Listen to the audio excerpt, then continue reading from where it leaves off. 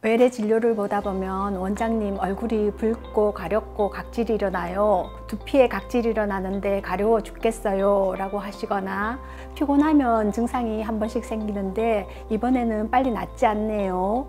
주 1, 2회 정도 각질 제거를 하는데 이번에는 왜 자꾸 각질이 생기는지 모르겠어요 라고 하십니다. 그런 분들 얼굴을 자세히 보면 피부 바탕이 붉고 가렵고 미세한 노란 각질이 일어나 있습니다. 진단은 지루 피부염입니다. 안녕하세요. 지영민의 피부 건강을 책임지는 피부과 전문의 이현주입니다.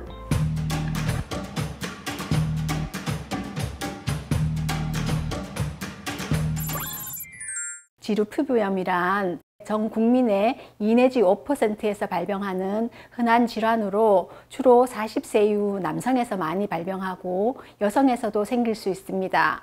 증상으로는 피부 바탕이 붉고 가렵고 미세한 각질을 동반하는데요. 젊은 분이시거나 여성분이신 경우 각질을 제거하고 병원에 내원하시는 경우가 많기 때문에 각질이 보이지 않는 경우도 많습니다. 호발 부위는 피지샘이 많이 분포한 두피, 얼굴, 눈썹, 눈꺼풀, 입 주변, 코 주변, 귀, 가슴 중앙부, 유방하부, 겨드랑이 서해부 등이 있으며 두피의 비듬도 지루 피부염의 일종입니다. 원인으로는 다양하고 아직 잘 알려져 있지 않는데 피지 분비량이 증가해서 생긴다, 피부에 말라세시아라는 효모군이 증가해서 생긴다, 또 계절적으로 춥고 건조한 계절에 많이 발생한다 등이 있으며, 그 외에도 신경 전달 물질, 특정 약물, 유전적인 원인들이 다양하고 복잡하게 작용하는데 그 정확한 원인은 아직 알려져 있지 않습니다. 탈모로 내원하시는 분들 중에는 지루 피부염이 동반된 경우가 많은데요. 이런 분들 두피를 잘 살펴보면 두피가 붉고 가렵고 각질이 일어나 있는데요. 뾰루지 같은 것들도 있어서 아프기도 합니다. 이런 분들은 최근 들어 머리카락이 더 많이 빠진다고 하는데요. 탈모가 있으신 분들이 지루 피부염을 동반하면 일시적으로 탈모 증상이 더 악화될 수 있습니다. 왜냐하면 지루 피부염의 염증이 머리 뿌리에 영향을 미쳐서 탈모를 더 악화시키기 때문입니다. 이러한 경우 지루 피부염을 치료하면 탈모 증상도 호전됩니다. 또 외래를 진료를 보다 보면 여드름과 지루 피부염이 동반되는 경우가 많은데요. 원장님, 저는 여드름 때문에 왔어요 라고 말씀하시는데 피부를 자세히 살펴보면 피부가 붉고 가렵고 미세한 각질이 동반되어 있습니다.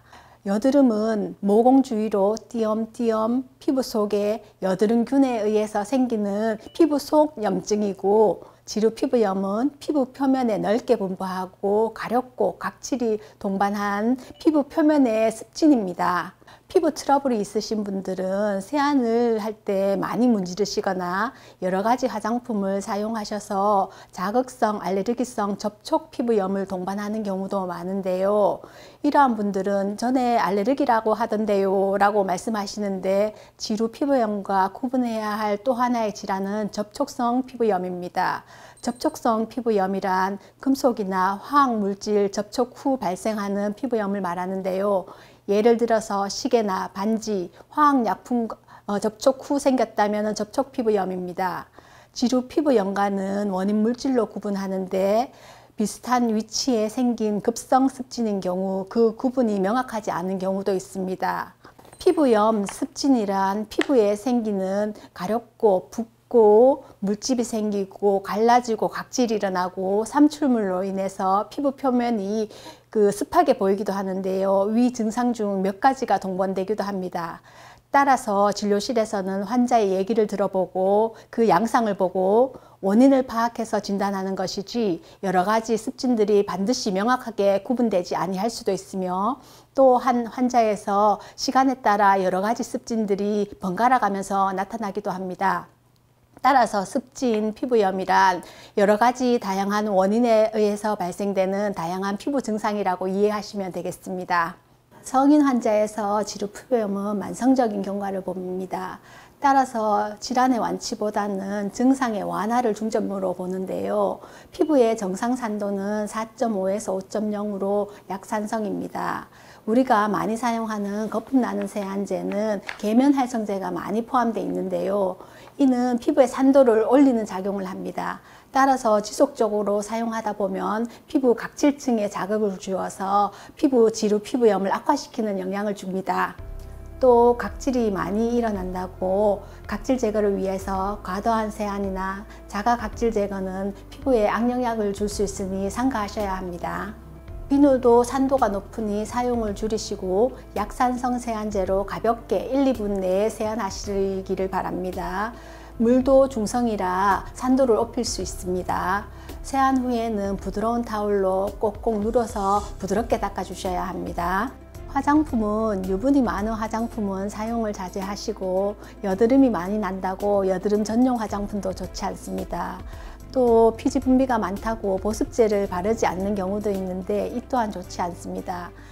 요즘은 피부 보호막 성분과 유사하게 만든 저자극성 보습제가 시중에 많이 있으니 이러한 제품을 잘 선택해서 보습제도 반드시 바르셔야 합니다.